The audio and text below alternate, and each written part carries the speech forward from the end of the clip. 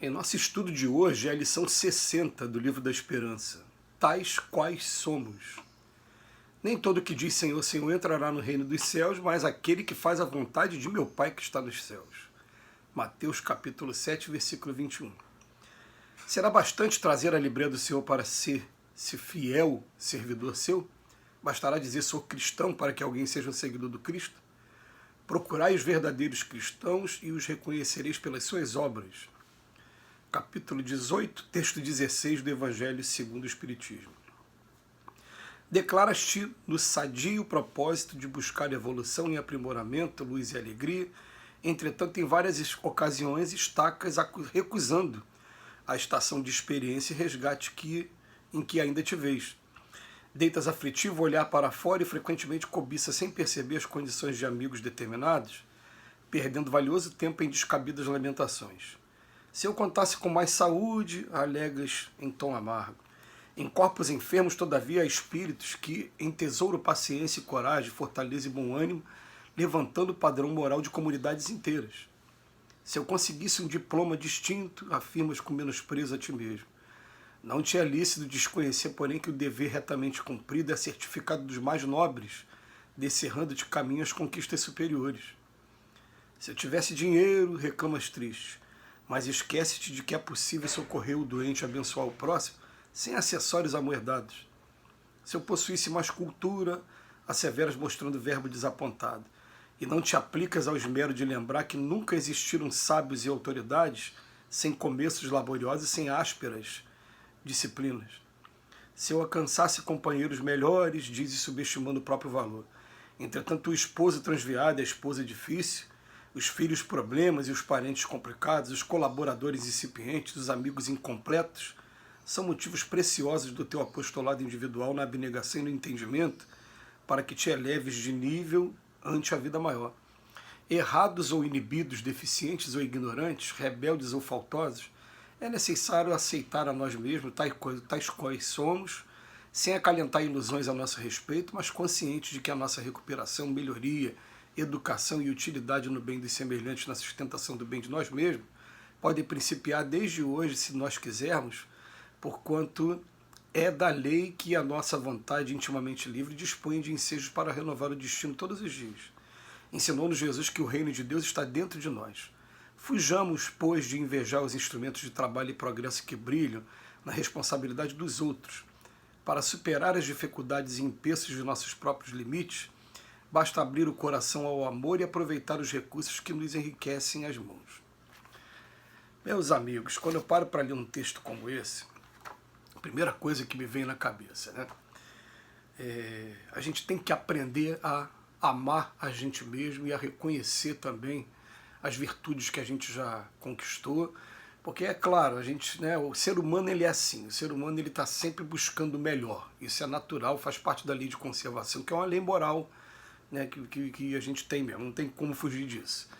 Mas você ficar o tempo todo só olhando para o lado que você ainda não conquistou, menosprezando aquilo que você já conquistou, daí vai um passo distante. Então, o que significa aprender a amar a nós mesmos? Respeitar os nossos limites, reconhecer onde a gente ainda está errado e assumir a responsabilidade pelos nossos erros. Procurar estudar com os instrutores da vida superior, que aparecem de várias formas para a gente o tempo todo. Procurar estudar com eles quais são as consequências dos erros que a gente está praticando, para que a gente já possa antever o quadro que nos espera ali na frente, para que a gente comece através de um processo de vontade, de resignação, de determinação, a mudar o quadro que a gente se encontra. Mas aprendendo a valorizar o que a gente já tem também. O texto de hoje vem assim, tais quais somos. É do jeito que eu sou, é desse jeito aqui que cada um de nós aqui é. E ele fala pra gente, olha, a gente vai reconhecer o verdadeiro cristão pelas obras, né? Tem aquela corrente que fala, não, o verdadeiro cristão se reconhece pela fé, porque lá na carta aos Romanos, o Paulo de Tarso falou da justificação pela fé, uma questão teórica aí. E a gente vai ficar com o estudo conjugado, né, quando Tiago, na sua carta, fala que a fé sem obras é uma fé morta. Então é uma conjugação dos dois. Porque a gente sabe que quando você tem fé, a sua obra tem mais força também, né? Mas a gente vai reconhecer, na verdade, os cristãos pela fé, porque a gente sabe pelas obras. Porque pela fé a gente conhece pessoas que têm uma fé fervorosa, né, que faz a oração o tempo todo, que confia realmente em Deus, mas que ainda não consegue amar o próximo, perdoar o próximo, né? Ele fica buscando através da fé. Fé ele tem demais, tem muita. Agora ainda não consegue ter essa obra de aprender a perdoar, de empatia, de tudo. Então a gente fica com a posição, né, daqueles que fazem o estudo conjugado, conjuga a carta aos Romanos com a carta a Tiago, a epístola de Tiago. Mas o que ele vem dizendo aqui? Que as pessoas estão sempre colocando assim algumas condições e isso analisando a vida dos outros. Então ele elenca aqui pra gente, a gente reclama porque não tem saúde, ou porque não tem um diploma distinto, ou porque não tem dinheiro, ou porque não tem mais cultura, ou porque não tem amigos, companheiros, parentes melhores. E por conta disso a gente vai adiando o tempo todo e infinitamente o trabalho que a gente tem a fazer e ir jogando fora valorosas oportunidades de aprendizado também. O que o Emmanuel traz para a gente aqui nos dias de hoje? Fala, olha, a gente conhece pessoas com corpos enfermos que fazem trabalhos maravilhosos e tem gente assim que chega ao cúmulo assim, do exemplo, né? Por exemplo, vou pegar aqui um exemplo público e vou pegar um privado também, né? Um exemplo público, o gigante deitado, Jerônimo Mendonça. Quem não conhece, depois pesquise a vida desse homem. Esse homem fez um trabalho maravilhoso na condição de tetraplégico. Tetraplégico, e ele fazia as palestras que falava, ele conseguia falar. E também fazia suas doações, dirigia, né, a Casa Espírita. Quando eu falei no particular, eu tenho uma amiga hoje também, muito querida, que ela está cega numa cadeira de rodas e ela perdeu a visão há pouco tempo. Ela já estava na cadeira de roda há muito tempo. E ela continua dirigindo agora mesmo sem a visão as atividades da Casa Espírita. Continua coordenando, tem um irmão que a leva, que traz, e, quer dizer, faz trabalhos maravilhosos, né?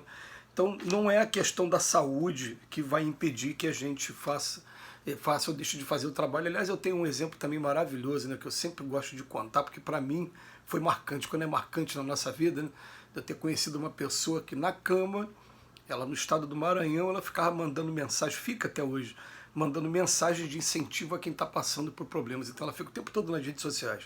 Computador é o que resta para ela não consegue se levantar, ela está na cama, né? Está enferma. Depois ele fala do diploma distinto e chama atenção para a gente. A gente já percebeu que as maiores obras, os maiores trabalhos, aqueles de mais importância para o coração nosso também, foram feitos por pessoas que, uma grande maioria delas, não tiveram esse diploma de formação daqui da Terra. E o Emmanuel só chama a atenção de que dever retamente cumprido é o certificado dos mais nobres, e a gente só vai ver isso quando chegar lá do outro lado da vida. Depois ele fala de dinheiro, e a gente sabe que muitas pessoas, sem ter esse dinheiro, mas apenas oferecendo o recurso do tempo, da palavra, do sorriso, visitando, né, pessoalmente algumas pessoas que estão enfermas também, e necessitadas às vezes apenas de uma conversa, fazem muito mais do que aquele que tem dinheiro, né? Depois falar, se eu possuísse mais cultura, eu não tenho essa inteligência toda. Aí ele bota aqui, ó, nunca existiram sábios e autoridades sem começos laboriosos, quer dizer, o começo foi um começo de trabalho, de suor, e sem ásperas disciplinas, que tiveram que se impor para poder se afastar, se isolar para poder estudar. E no final ele fala dos companheiros melhores, que também uma grande desculpa essa. É muito fácil a gente, né, até exemplificar, porque Jesus pegou 12 homens muito rudes e transformou em discípulos, em apóstolos que são luzes aí até hoje no plano espiritual para todos nós. E até pelos seus exemplos também que ficaram registrados nas Escrituras.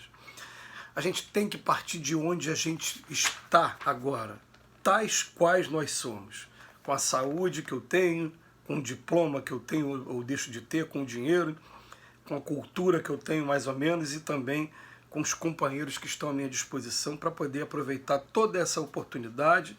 E ele chama a atenção que no final, vamos fugir de invejar os instrumentos de trabalho que brilham na responsabilidade dos outros, vamos aprender a valorizar as oportunidades que nós estamos tendo. Que Jesus nos abençoe hoje e sempre.